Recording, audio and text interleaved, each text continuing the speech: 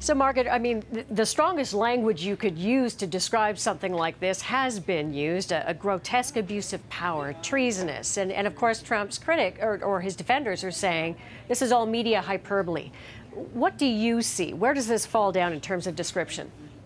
It's a very big deal, and I don't think that you can say that it's in the routine course of events in any way. We haven't seen anything anywhere near this since 1973, when then President Nixon had his independent prosecutor fired. So it's highly unusual, and it's certainly something that deserves tremendous scrutiny. And for people who say that it's in the routine course of events, they're just wrong. It isn't.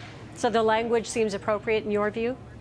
Well, I think that I have praised those like Jeffrey Toobin, who used words like grotesque abuse of power, not because I necessarily would use those words myself, but because I think it's a legitimate point of view.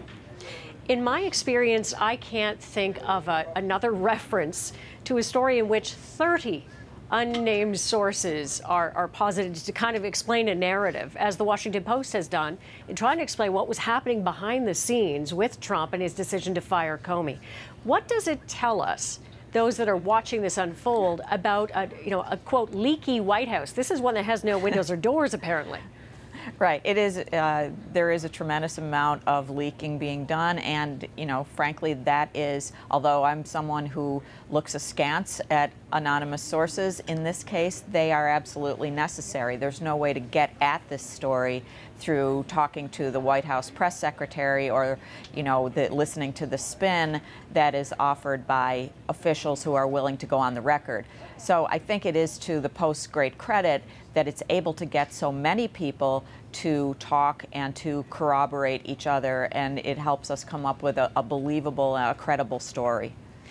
What's interesting is, you had Sean Spicer, this incredible picture painted of him hiding in the bushes the other night before meeting with some members of the media in the dark, so it couldn't be filmed. You've got Jim Comey apparently addressing his staff as he notices on television that he's been fired. You've got Trump clearly watching television near round the clock. Has the role of the media in Washington, in fact, been expanded rather than minimized under Trump's administration, which is what his supporters were looking for, that the media would really take a back seat? Well, I think that the media has become extremely important. It's obviously important to the president himself, who, as you say, watches a lot of news, particularly cable news, and reacts to it very strongly, sometimes in immediate tweets that will strike out at a particular, news personality or outlet, calling it fake news.